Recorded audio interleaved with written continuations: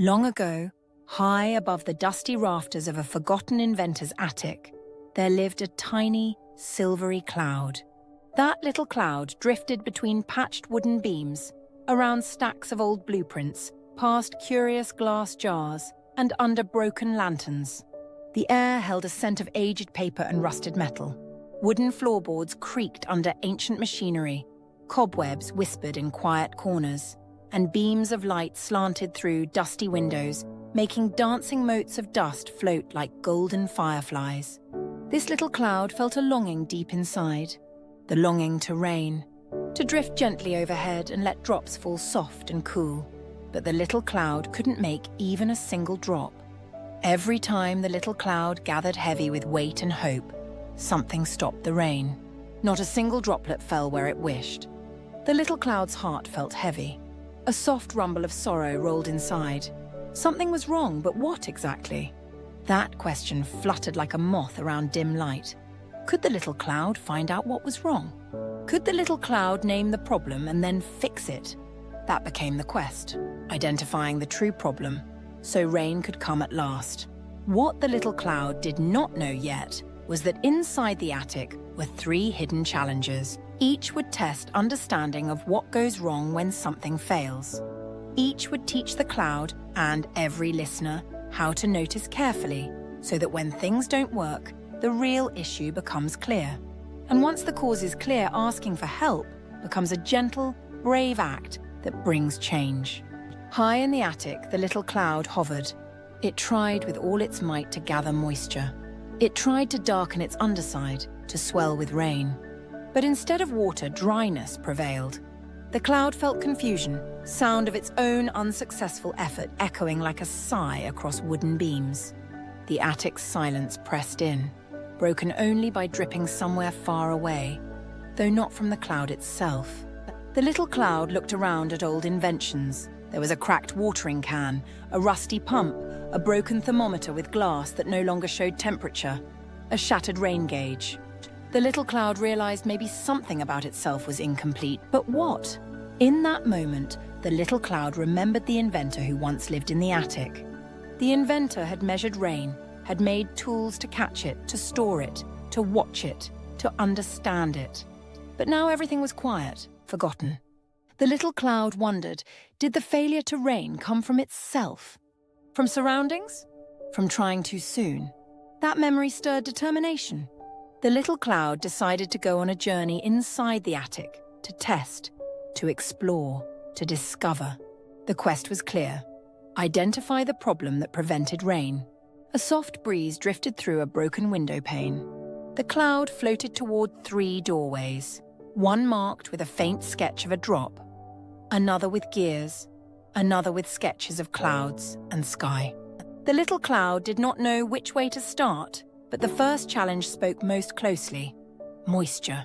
If the cloud lacked moisture, it could not rain. Until the moisture gathered, nothing else would matter.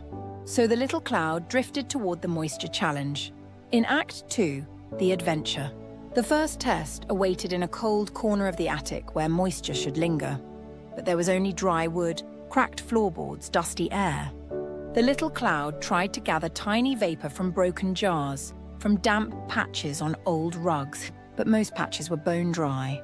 A faint musty smell hinted at molds long gone, but not at moisture. The cloud felt parched inside, a yearning but nothing visible to catch. In that corner, the little cloud practiced noticing small things: a faint damp line near a window's seal, a tiny bead of condensation on a glass jar, a slim shadow of dark wood that looked as if it had once held water. The cloud asked inwardly, is moisture present? How much? Is moisture enough? Listeners, could you hear the difference between very dry wood and a damp spot? Could you feel the cool whisper of moisture in the air? The little cloud listened for dripping, for soft hiss of vapor hitting cold glass, but mostly silence. The little cloud realized that moisture was scarcely present, almost missing altogether. That might be one cause, moisture missing, but still rain would need more. The little cloud floated away toward the second doorway, heart vibrating with hope and a rumble of uncertainty. What else could be wrong? Bright light fell through a dust-speckled window onto a set of old scales, brass weights, and coils of spring. The little cloud drifted there, trying to feel pressure, heaviness, weight. Rain needed weight. The water droplets inside the cloud must grow heavy enough to fall. But if the cloud was light, wispy, too full of air and too little water, it could never rain. The attic echoed with hollow clanks as the cloud pressed against soft wood, tried pushing against old boards. The little cloud used its body, puffing more, trying to gather mass.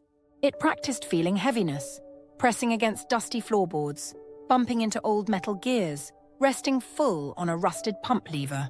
Each time the little cloud judged, is weight sufficient? Is pressure enough to pull droplets downward? Listeners, could you imagine heaviness inside a soft, fluffy cloud? Could you feel what it might be like when something is almost heavy, but still too light? The little cloud felt its underside ripple, tried to sink, tried to let gravity tug at the moisture it carried. But still nothing released.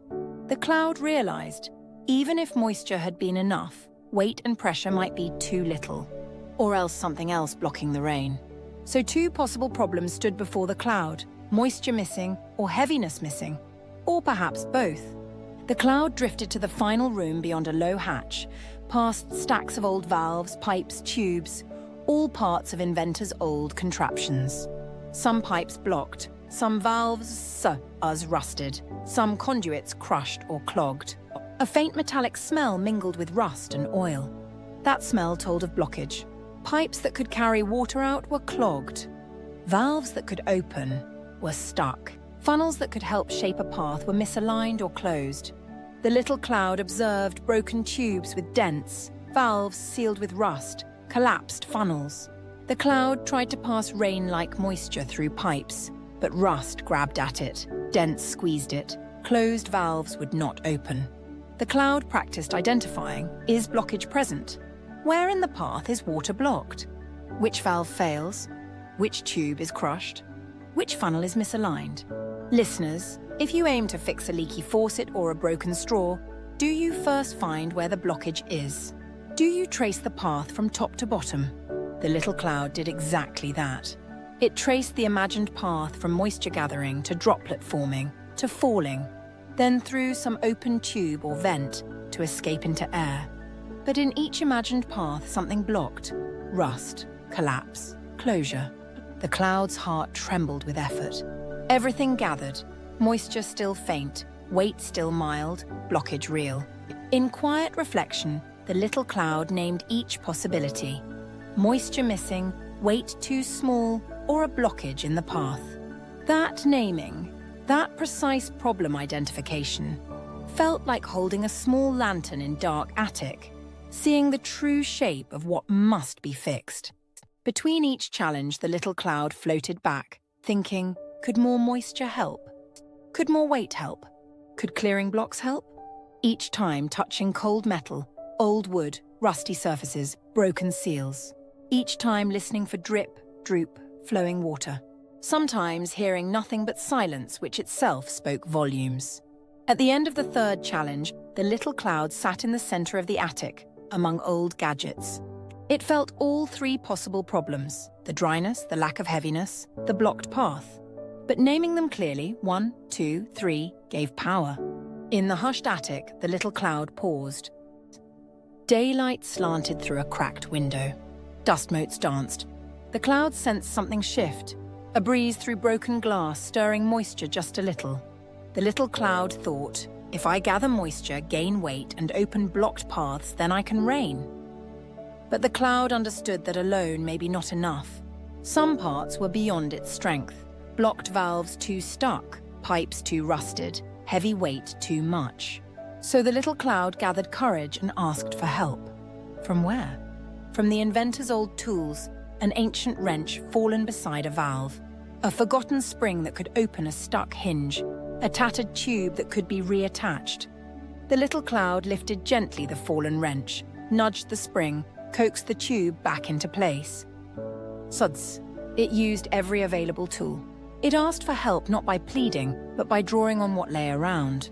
Listeners, perhaps you have tools at hand for your challenges. Trusted friends, grown-ups, helpers.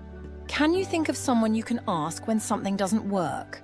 The narrative here shows bravery in asking for help after seeing clearly what has gone wrong.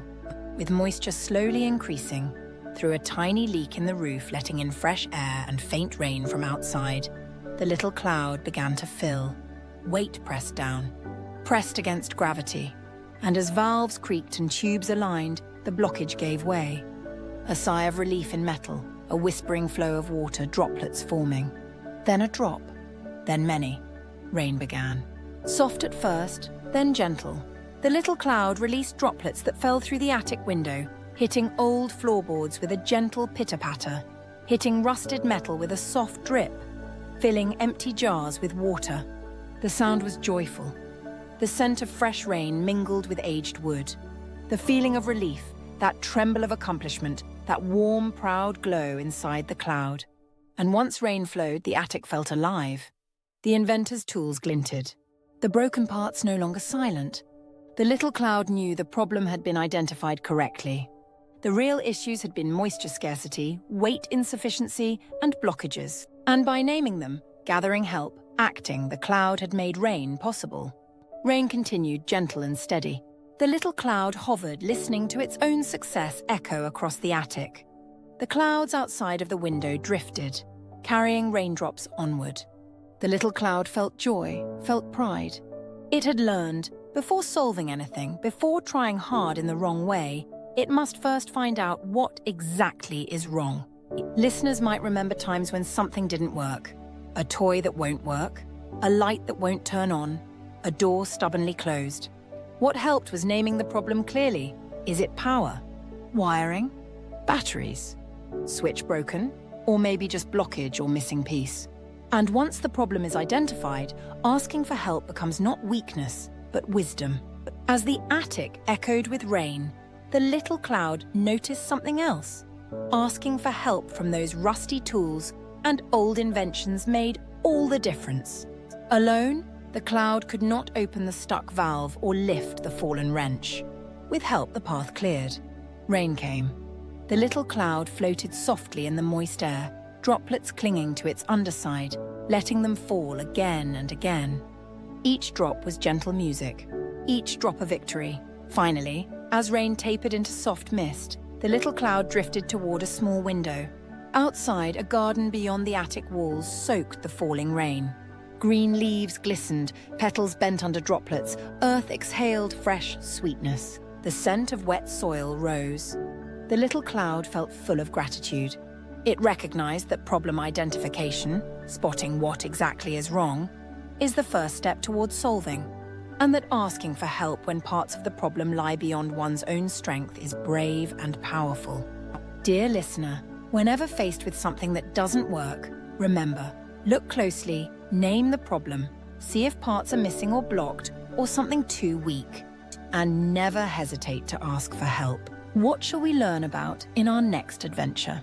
Perhaps we will learn about shapes, or maybe about colors, or even about feeling our feelings. Join us next time to discover a new lesson, a new quest, and new magic.